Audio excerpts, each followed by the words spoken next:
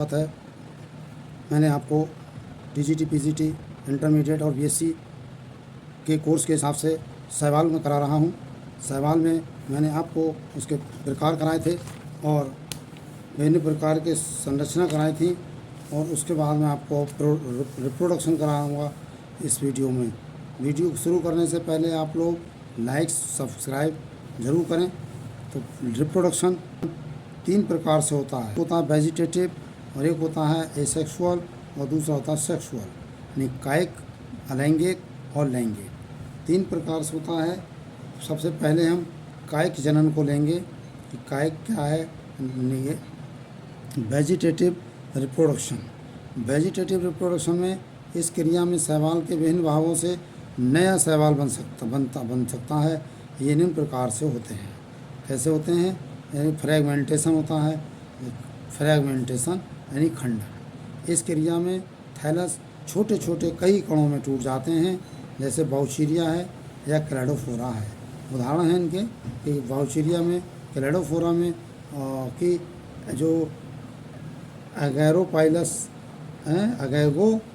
अगैग्रोपाइलस प्रजाति होती है ना, अगैग्रोपाइलस की भी प्रजाति होती है कुछ। तो उसमें क्या होता है, छोटे छोटे फ्रेगमेंटेशन यानी खंड में टूट जाते हैं और वहीं से फिर से एक शैवाल तैयार हो जाता है, थैलस तैयार हो जाता है। नेक्स्ट है हार्मोगोन्स।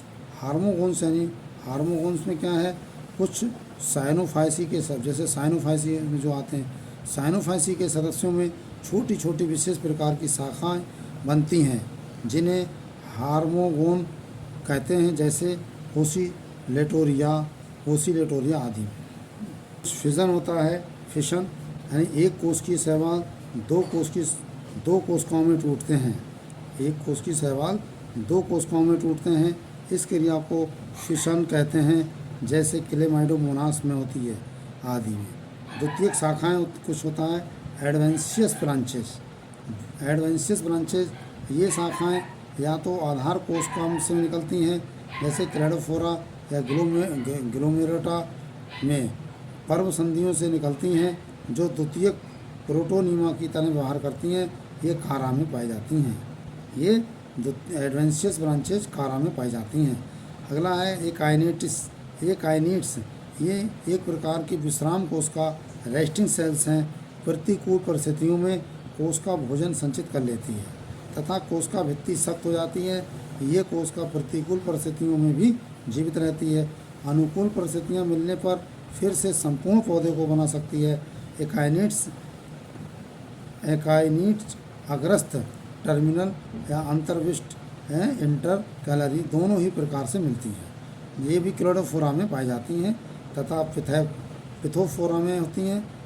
बाउचीरिया में गैंग्रोसायरा अवस्था इसी में होती है। बाउचीरिया में भी होती है और गैंग्रोसायरा में भी होती है। यदि एक से अधिक कोशिकाएं एकत्र अवस्था में एक आइनिट बनाएं तो उसे हार्मोसिस्ट कहते हैं। ऐसे बहुत से नील हरित शैवाल ब्लू ग्रीन एल्गी होता है।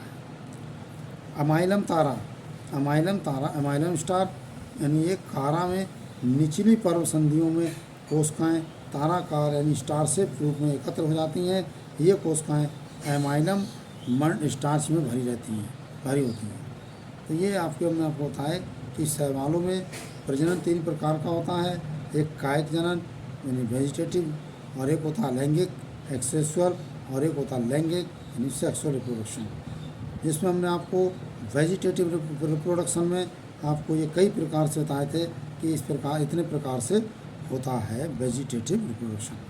वेजिटेटिव रिप्रोडक्शन के अलावा अब आपको अलैंगिक जनन होता है।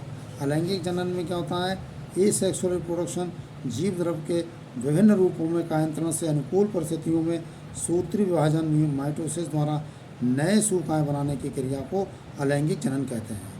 सूत्री विभाजन के कारण मात्र एवं पुत्री कोशिकाएं पेरेंट एंड प्रोगेनी में गुणसूत्रों की संख्या समान होती है। ये निम्न प्रकार से हो सकती है ना। अलैंगिक यानी एसेक्सुअल रिप्रोडक्शन में ये भी कई प्रकार से, एक होता है जू स्पोर या चल बीजाणु। जू स्पोर द्वारा क्या होता है, ये बीजाणु अनुकूल परिस्थितियों में बनते हैं। जो स्पोर जो होते हैं वो अनुकूल परिस्थितियों में बनते हैं। ये एक कोश की संरचना है जिसमें सामान्यतः 2 से 4 अथवा बहुत सी यूडोगोनियम कोश फ्लैजेला होती है, कशाविकाएँ होती हैं यूरोथ्रिक्स में, और क्रेमेटोफोर की संख्या एक या अधिक तथा एक दृक बिंदु यानी आई स्पॉट होता है। एक मात्र कोशिका में 2 से लेकर 8 तथा 16 जो स्पोर सामान्यतः बनते हैं। डिवीजन होता है 1 से 2, 2 का 4, 4 से 8, 8 से 16, इस तरह के फ्लैजेला एक सी जैसे यूरोथ्रिक्स अथवा अलग अलग प्रकार की भी हो सकती है, जैसे एक्टोकार्पस में है ना, एक्टोकार्पस में होते हैं। इनकी स्थिति एपिकल यानी अग्रस्त या पार्श्व लेटरल होती है।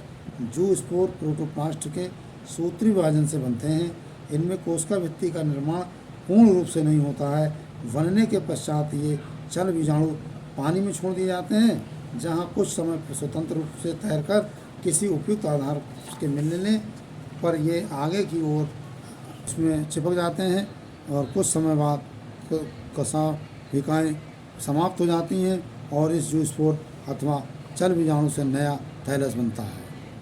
एक्टोकार्पस में 2 प्रकार के चल बीजाणु होते हैं। माइटोस्पोर होता है एक, तो माइटोस्पोर जो सूत्री विभाजन के फलस्वरूप बनते हैं और मात्र पौधों के समान गुणसूत्रों वाले पौधों को बनाते हैं। ये स्पोर प्लूरोलॉकुलर बीजाणुधानी यानी स्पोरेंजिया में बनते हैं। फिर है मियोस्पोर जो अर्धसूत्री विभाजन से बनते हैं और हैप्लॉइड यानी अगुणित पौधा बनाते हैं। क्लेडोफोरा में के बीजाणु को जूमियोस्पोर कहते हैं। वाउचीरिया के बीजाणु संग्रथित होते हैं, इसलिए उसे सिनजूस्पोर कहते हैं। सिनजूस्पोर कहते हैं।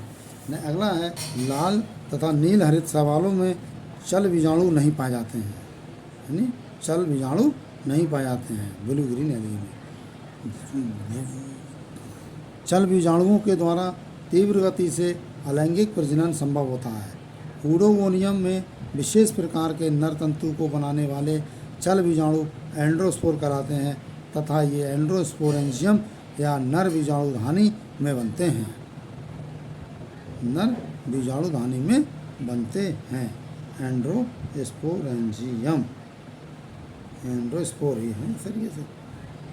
अचल बीजाणु एप्लेनोस्पोर, अचल बीजाणु एप्लेनोस्पोर में ये भी चल बीजाणु के समान संरचना होती है, परंतु इसमें कशाविकाएँ नहीं होती मिलती हैं, अतः ये बीजांड स्थिर होते हैं।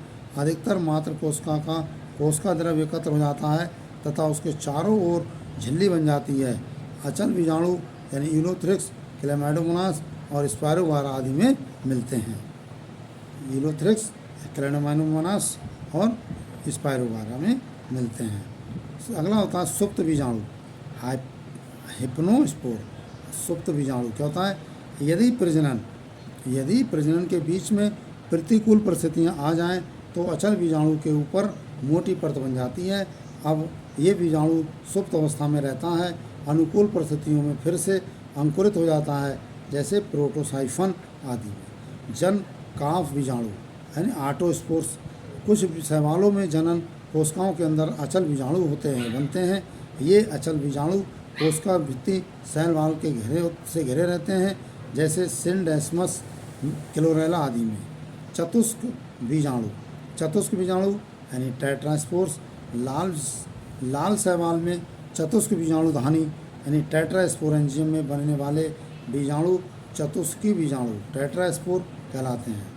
जैसे पॉलीसाइफोनिया है, चतुष्फल की अर्धसूत्री विभाजन के फलस्वरूप बनते हैं, अतः ये युग्मकोदभेद यानी गैमेटोफाइट बनाते हैं जो आगुणित हैप्लॉइड होते हैं। अब आता है एक बीजाणु क्या होता है? मोनोस्पोर कुछ शैवाल होते हैं, जैसे वेट्रोकार्पस में एक बीजाणुधानी में एक बीजाणु मोनोस्पोर बनता है। ये एक बीजाणुधानी यानी कैंट्रोन्सिया अवस्था के दौरान बनती है। कार्पोस्पोर्स ये शैवाल में मिलते हैं तथा अचल होते हैं। जाइगोट के विभाजन में कार्पोस्पोरेंजियम बनता है। ये कार्पोस्पोर हैप्लॉइड हो सकते हैं, जैसे वेट्रोकार्पस में, है ना। ये द्विगुणित डिप्लॉयड हो सकते हैं वो पॉलीसाइफोनिया में। अंतःबीजाणु, अब अंतःबीजाणु एंडोस्पोर कुछ क्लोरोफाइसी तथा साइनोफाइसी के सदस्यों में कायिक कोशिका में एक के बाद एक विभाजन में मात्र कोशिका में भी बीजाणु बन जाते हैं, जैसे पिलूरोकेप्सा तथा डर्मोकार्पी आदि में। अब आता तीसरे प्रकार का लैंगिक जनन। लैंगिक जनन में होता है सेक्सुअल रिप्रोडक्शन। क्या लैंगिक जनन है या सेक्सुअल रिप्रोडक्शन। लैंगिक जनन में दो आगुणित यानी हैप्लॉइड युग्मक सनलाइन फ्यूजन करके द्विगुणित डिप्लॉयड यानी जाइगोट बनाते हैं। देखिए जाइगोट उधर कहीं नहीं बना है, जाइगोट लैंगिक में बनता है। ये लैंगिक चक्र सेक्सुअल साइकिल को पूरा करने के लिए जीवन चक्र में एक बार अर्धसूत्री विभाजन होना, जिसके फलस्वरूप युग्मकों का बनना, तथा एक बार सनलाइन फ्यूजन होना, जिसके फलस्वरूप जाइगोट का बनना आवश्यक होता है। युग्मकों के आधार पर गति तथा जटिलता के आधार पर लैंगिक जनन निम्न प्रकार से हो सकता है। ये था स्वयुग्मता यानी ऑटोगैमी होती है। एक ही कोशिका के दो केंद्रक संलयन करके द्विगुणित हो जाते हैं। इस क्रिया को कोई विशेष लाभ नहीं होता है। इस क्रिया में केवल केंद्रक जुड़ते हैं तथा कोशिका द्रव नहीं जुड़ता है, जैसे यूग्लिनोफाइटा के सदस्य में। होलोगैमी होता है नेक्स्ट।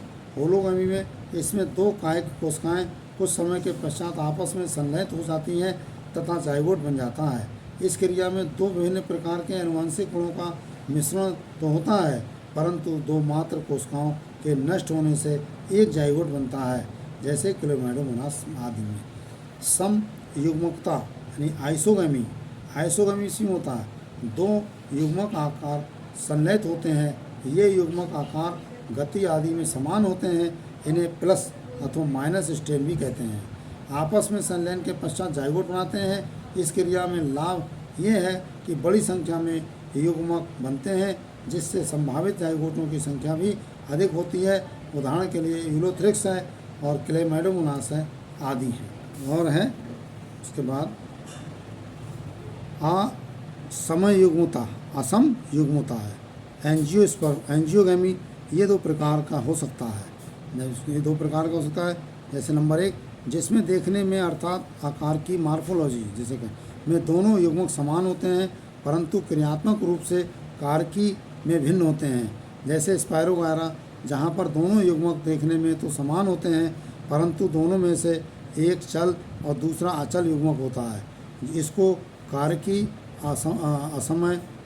असमयुक्त युग्मता यानी फिजियोलॉजिकल एंजियोगैमी कहते हैं। दूसरा है जहाँ पर दोनों युग्मक आकार की तथा क्रियात्मक रूप से अलग होते हैं, जैसे नर युग्मक संख्या में अधिक तथा आकार में छोटे होते हैं, परंतु मादा संख्या में एक या दो या चार तथा आकार में अधिक बड़े होते हैं।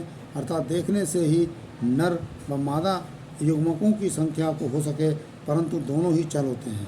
अंतर यह है कि मादा युग्मक बहुत धीमी गति करता है और नर युग्मक तीव्र गति से चलता है, जैसे एक्टोकार्पस आदि में। पर अगला है इसमें प्राथमिक विषम युग्मता। प्राथमिक विषम युग्मता क्या है? प्रिमिटिव युग्मी।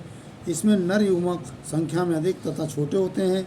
मादा युग्मक संख्या में एक बड़ा तथा अचल होता है, परंतु निषेचन से पूर्व पानी में फेंक दिया जाता है, जहाँ पर नर युग्मक के साथ निषेचन के फलस्वरूप जाइगोट बनता है, जैसे सारगासम में। नेक्स्ट और लास्ट है उन्नत विषम युग्मता, एडवांस युग्मी। उन्नत विषम युग्मता क्या है? एडवांस युग्मी में इस प्रकार के प्रजनन में मादा युग्मक अंड मादा कोशिका में ही रहता है। ये अचल होता है। नर युग्मक अथवा शुक्राणु को अंड तक आना पड़ता है ताकि निषेचन हो सके और जाइगोट बन सके। अंड एक ही बनता है तथा मात्र कोशिका में सुरक्षित रहता है। उदाहरण के लिए वॉल्वॉक्स, ओडोगोनियम आदि। क्लेमाइडोमोनास की विभिन्न प्रजातियों में भी सभी प्रकार का जनन पाया जाता है। इसी के साथ आज की वीडियो को यहाँ विराम देते हैं। नमस्कार, थैंक यू।